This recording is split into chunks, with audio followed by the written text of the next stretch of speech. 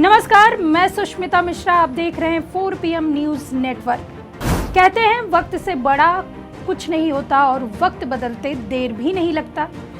देखिए, मोदी सरकार के 2 कार्यकाल की कद्दावर मंत्रियों में शुमार स्मृति ईरानी का।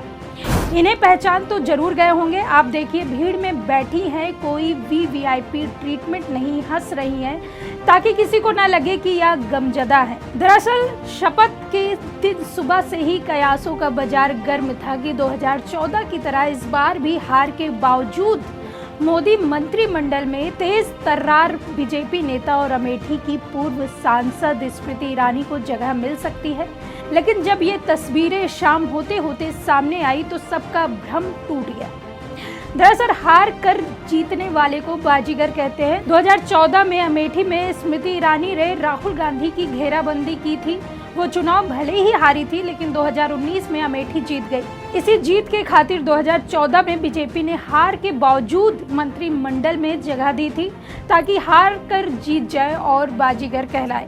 लेकिन 2024 में हालात बदल गए। अमेठी के किले को स्मृति ईरानी ने फिर से कांग्रेस के हवाले कर दिया। राहुल तो छोड़िए, मोदी और शाह को शायद स्मृति की यह हार नागवार गुजरी है, इसलिए स्मृति ईरानी भीड़ में बैठी नजर आ रही है। मोदी कैबिनेट 3.0 में इस बार यूपी से 10 सांसदों को ही शामिल किया गया। इनमें अनुप्रिया पटेल ही इकलौती सांसद है। वही उम्मीद जताई जा रही है कि हार के बावजूद स्मृति ईरानी को पार्टी मंत्री बना सकती है, लेकिन इस बार ऐसा नहीं हुआ। उनका पत्ता कट गया। बता दें, मोदी सरकार 2.0 में स्मृति ईरानी अमेठी से जीती थी। उन्हें पार्टी ने इनाम के तौर पर मंत्री पद से नवाजा था। इस बार के लोकसभा चुनाव में वह कांग्रेस सांसद किशोरी लाल शर्मा से 1,66,000 वोटों से हार गई। हारने के बावजूद उम्मीद जताई जा रही थी कि गांधी परिवार की सीट से पूरे दमखम से लड़ने वाली स्मृति ईरानी का मंत्री पद बरकरार रखा जाएगा, लेकिन ऐसा हुआ नहीं। मोदी कैबिनेट 3.0 में इस बार यूपी के 10 सांसदों को शामिल किया गया है। राजनाथ सिंह और हरप्रीत सिंह पुरी को जहां पार्टी ने फिर से कैबिनेट मंत्री बनाया, तो वहीं जयंत चौधरी, जितिन प्रसाद, पंकज चौधरी, अनुप्रिया पटेल, SP सिंह बघेल, कीर्तिवर्धन सिंह, DL वर्मा और कमलेश पासवान को राज्य मंत्री बनाया। बता दें कि इस बार यूपी से 7 महिला सांसद ही जीत सकी है। इनमें अनुप्रिया पटेल, हेमा मालिनी, प्रिया सरोज, डिंपल यादव, इकरा हसन, रुचि वीरा और कृष्णा पटेल शामिल है। यूपी से मोदी के कैबिनेट में महिला के तौर पर इकलौती सांसद अनुप्रिया पटेल ही जगह बना सकी है। वहीं स्मृति ईरानी और हेमा मालिनी जैसे बड़े चेहरे मंत्री पद की रेस से बाहर हो गए।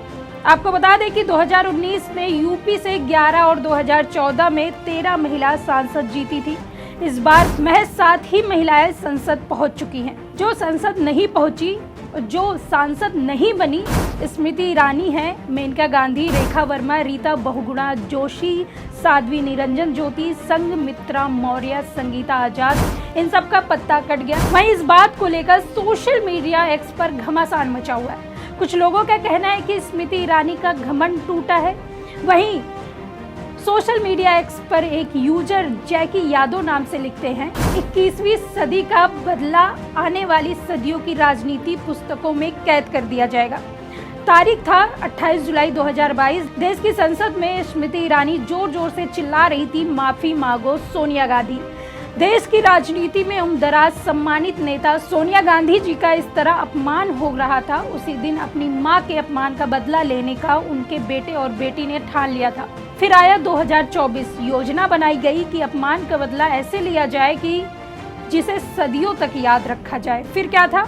अमेठी से कांग्रेस के एक साधारण से कार्यकर्ता को मैदान में उतारा गया और उन्होंने अमेठी से तगड़ी जीत हासिल की। आखिर में स्मृति ईरानी की संसदीय भी गई और आज मंत्रिमंडल तय हुआ, उनमें भी कोई नाम नहीं आया। वहीं एक स्मृति ईरानी की फोटो है जो सोशल मीडिया में बहुत ज्यादा वायरल हो रहा है। उसमें स्मृति ईरानी दुखी दिखाई दे रही, चेहरा उतरा हुआ दिख रहा है, लेकिन बगल में एक महिला बैठी हुई है, उसके साथ हंसी मजाक करती हुई दिख रही है। लेकिन अगर कैमरे में ध्यान से देखा जाए और इस फोटो को देखें और जिस तरह से स्मृति ईरानी का चेहरा उतरा हुआ इस तरह से साफ देखा जा रहा है, कहीं न कहीं दुख तो है ही। कहाँ मंत्री बनना और कहाँ साधारण महिला की तरह काम करना। अब वो घर में रहेंगी या फिर बीजेपी उनको कोई काम धाम देगा या फिर एक प्रवक्ता के तौर पर टीवी में दिखाई जाएंगी।